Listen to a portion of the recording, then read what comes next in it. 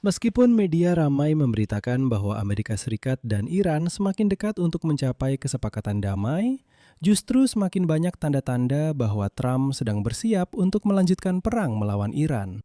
Secara khusus hari ini, 23 Mei, Trump bahkan melewatkan pernikahan putranya sendiri dengan alasan urusan kenegaraan yang penting. Namun, tanda utamanya bahkan bukan itu. Sehari sebelumnya, Trump mengadakan rapat darurat dengan tim pejabat tinggi urusan keamanan nasionalnya.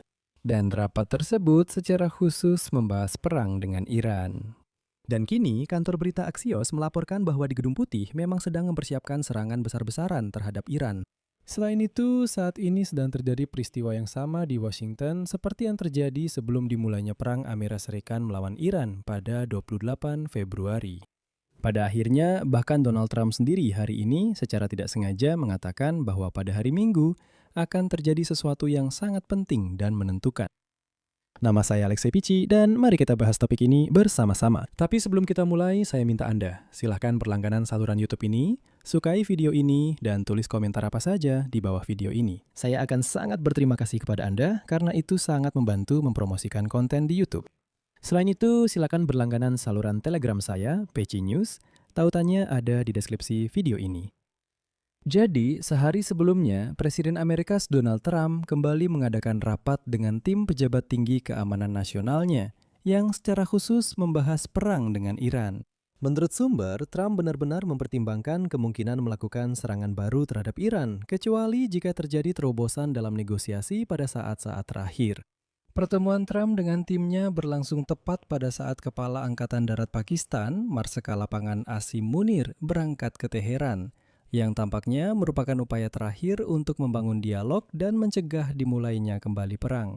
Di sini, saya ingin mencatat bahwa Asim Munir adalah orang kesayangan baik Donald Trump maupun Korps Pengawal Revolusi Islam di Iran.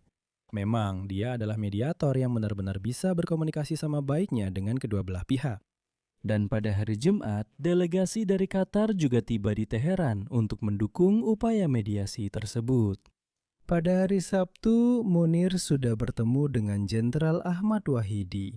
Dia adalah Komandan Korps Pengawal Revolusi Islam Iran dan salah satu peserta kunci dalam proses pengambilan keputusan di Iran. Namun, orang-orang Iran tetap bersikeras pada pendirian mereka dan tidak mau membuat kompromi.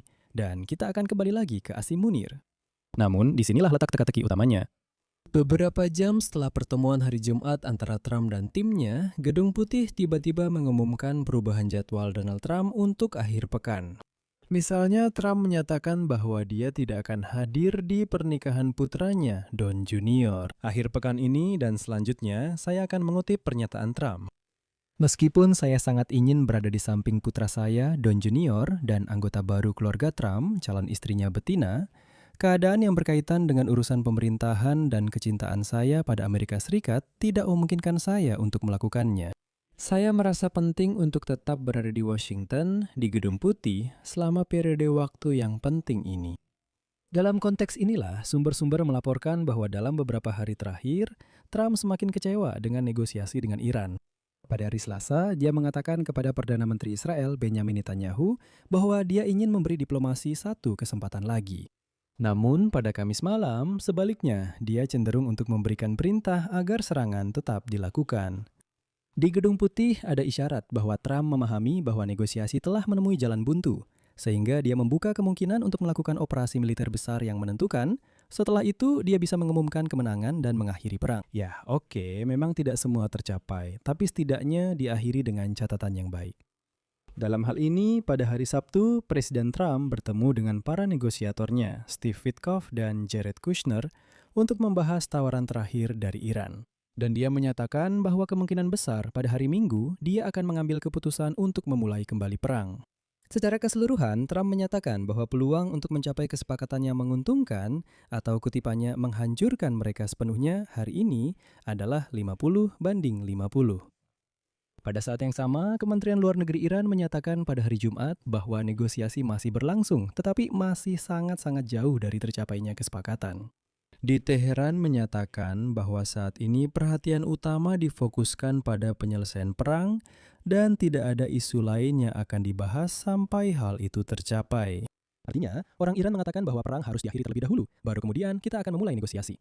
Ya, saya sudah mengenal orang Iran selama bertahun-tahun. Namun, penting juga untuk diingat bahwa Trump sudah beberapa kali dalam 6 minggu terakhir hampir memulai kembali perang, sebelum akhirnya memutuskan untuk tidak melakukannya.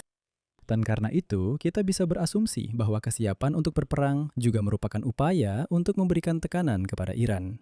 Oleh karena itu, dalam 24 jam ke depan ada kemungkinan terjadinya terobosan jika Teheran percaya pada keseriusan niat Trump. Namun demikian, Axios melaporkan bahwa Trump tampaknya memang cenderung untuk mengambil tindakan militer, kecuali jika terjadi sesuatu yang tak terduga selama negosiasi. Dan inilah tanda-tanda yang menunjukkan semakin dekatnya fase baru perang. Marsikal Lapangan Pakistan Asim Munir, yang sudah kita sebutkan sebelumnya, saya bilang kita akan kembali membahasnya, hari ini meninggalkan Teheran tanpa mencapai kesepakatan apapun. Namun Pakistan menyatakan, kutipannya, ada kemajuan yang menjanjikan menuju tercapainya saling pengertian yang final. Dan di sini kata kunci adalah saling pengertian. Di sini kita perlu memahami sebenarnya apa yang sedang dibicarakan oleh Pakistan. Menurut para negosiator, Pakistan, Iran, dan Amerika Serikat sedang berada pada tahap akhir negosiasi mengenai nota kesepahaman yang akan mengakhiri perang, tetapi sama sekali tidak menyelesaikan satu pun masalah yang diperdebatkan. Nota kesepahaman itu juga akan membahas dimulainya kembali secara bertahap aktivitas di Selat Hormuz, pencabutan blokade Amerika, dan pencairan aset-aset Iran yang dibekukan. Dan baru setelah itu akan ada periode negosiasi untuk perjanjian rinci, dan periode ini akan berlangsung antara 30 hingga 60 hari. Artinya, Trump bisa mengakhiri perang, mencabut blokade, mulai mencairkan aset-aset Iran yang berarti kehilangan alat tekanan utamanya, lalu kembali melakukan negosiasi yang tidak akan menghasilkan apa-apa. Tapi apa gunanya itu? Artinya, sekarang bisa menekan Iran justru dengan blokade, sanksi, aset yang dibekukan, ancaman untuk memulai kembali perang, dan sebagainya. Jika nanti nota kesepahaman ini ditandatangani dan perang berhenti, alat tekanan apa yang masih dimiliki oleh Trump? Pada dasarnya tidak ada. Dan Anda tahu, Trump, dia mungkin kontroversial dan penuh skandal, tapi saya tidak berpikir dia benar-benar bodoh. Hari ini dia menyatakan bahwa dia hanya akan setuju pada kesepakatan yang mencakup isu-isu seperti pengayaan uranium dan nasib cadangan yang sudah ada di Iran. Namun, kecil kemungkinan masalah-masalah ini akan diselesaikan secara rinci dalam kerangka nota kesepahaman.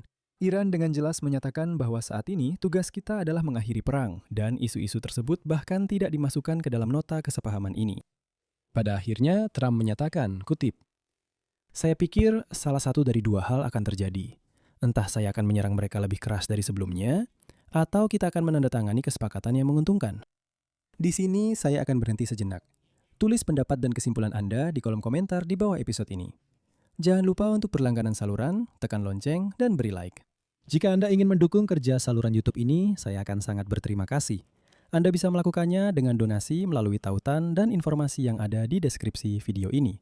Ada berbagai macam pilihan di sana. Pilih saja yang paling sesuai untuk Anda. Atau pindai kode QR yang ada di layar Anda. Itu adalah cara paling mudah untuk mendukung kerja saluran ini. Itu saja. Jaga diri Anda. Sampai jumpa semuanya.